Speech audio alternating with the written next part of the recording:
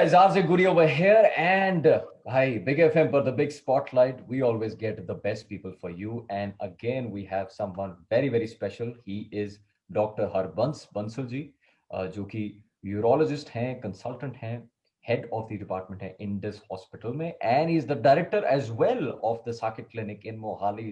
Doctor Bansal, welcome and thank you so much for joining. Thank you. तो sir, over active bladder क्या है exactly? So bladder की activity ज्यादा है. Bladder में एक डेट्रोसर मसल होती है, उसकी एक्टिविटी ज्यादा हो जाती है. डेट्रोसर मसल का काम होता है कि जैसे ब्लैडर में यूरिन स्टोर होता है, उसके बाद वो मसल कॉन्ट्रैक्ट करती है, जिससे एक फीलिंग आती है कि हमने यूरिन पास करना है, डिजायर टू मिक्चुरेट.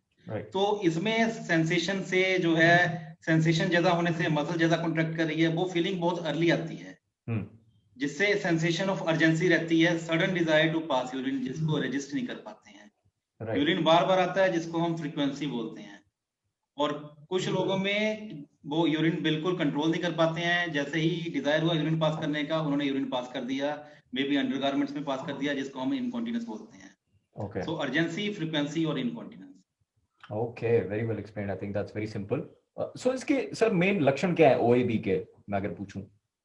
मेन लक्षण है urgency, that is sudden irresistible desire to pass urine. अगर किसी ने यूरिन पास करना है, कोई बस में जा रहा है, कोई अपनी कार से ट्रेवल कर रहा है, उसको लगेगा कि अभी मेरे को यूरिन पास करना है, वो उसको रोक नहीं पाएगा. इसके अलावा यूरिन बार बार आएगा, थोड़ी थोड़ी देर बाद उनको यूरिन पास करना पड़ेगा. और कुछ लोगों में इनकॉन्टिनेंस, यूरिन जब वॉशरूम में जा रहे हैं, वॉशरूम तक पहुंच नहीं पा रहे हैं, उससे पहले यूरिन जो है कपड़ों में निकल गया, that is incontinence. Right. Sir मैं बात करूं अगर ओएबी के क्या उपकार हैं, क्या विकल्प हैं इसके? मेनली एक अगर हम स्टार्ट करते हैं इनके रिस्क फैक्टर को लेके, जैसे ओबेसिटी है, डायबिटीज है, तो सबसे पहले तो इन फैक्टर्स को कंट्रोल करना पड़ेगा.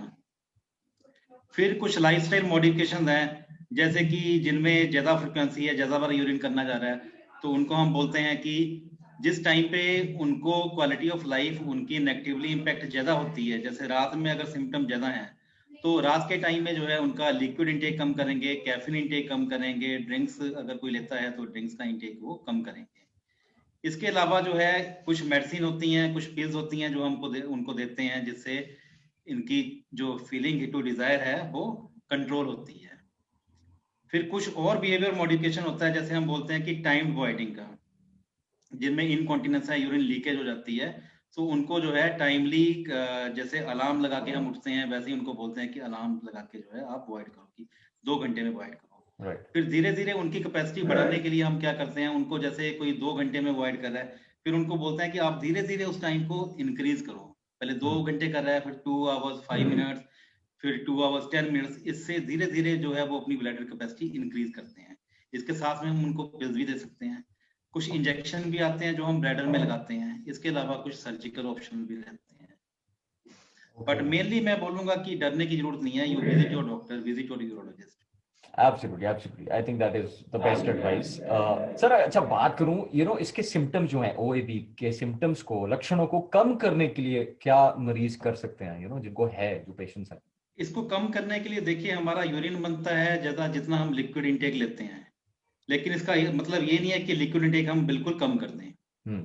जब हमारे सिम्टम ज्यादा बोदरसम है, अगर इवनिंग में है, तो इवनिंग में हम लिक्विड इंटेक थोड़ा कम कर लेंगे, उसको हम डे टाइम में शिफ्ट कर लेंगे. अल्कोहल और कैफीन का इंटेक कम करेंगे. और एक प्रॉब्लम रहती है, जिनको क्रॉनिक कॉन्स्टिपेशन होती है, कब्जी होती है, उसमें भी ओएबी के सिम्टम ज्यादा होते हैं. तो उसमें हम बोलेंगे कि वो अपना फाइबर इंटेक बढ़ा ले, थोड़ा वाटर इंटेक बढ़ा ले, जिससे उनकी कॉन्स्टिपेशन रिलीव हो. जिनको डायबिटीज है, उनको हम बोलेंगे कि अपनी शुगर जो लेवल है वो स्ट्रिक्टली कंट्रोल करें. Okay, quite interesting. सर बात करूं अभी 2020 है, सबको पता है महामारी चल ही रही है, काफी हद तक कोविड पैंडेमिक है. सो इस टाइम पे क्या प्रिकॉशंस लेने चाहिए पेशेंट्स को एंड इन जनरल पब्लिक को? जनरली तो जो है आप डेली देखते हैं, टीवी पे भी देखते हैं. सो मेन चीज है अभी मास्क पहनना मस्ट है. राइट.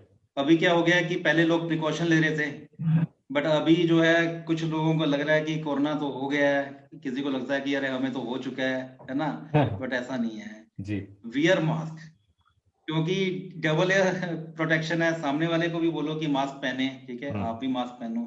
सोशल डिस्टेंसिंग के नॉर्म्स मेंटेन करो, थोड़ा डिस्टेंस पे रहो, ठीक है.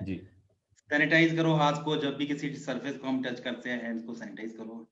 और सबसे बड़ी बात, अगर किसी को लगता है कि कोई सिम्टम आ रहे हैं, थोड़ा कोल्ड हो रहा है, फीवर हो रहा है, ठीक है, तो उसमें छुपाएं नहीं, जल्दी से जल्दी आप जो है डॉक्टर को दिखाएं, अपना टेस्ट कराएं, क्योंकि अर्ली स्टेजेस में जो मेडिसिन भी अच्छा काम करती है। So, Dr. Harbans, thank you so much अपना कीमती समय देने के लिए.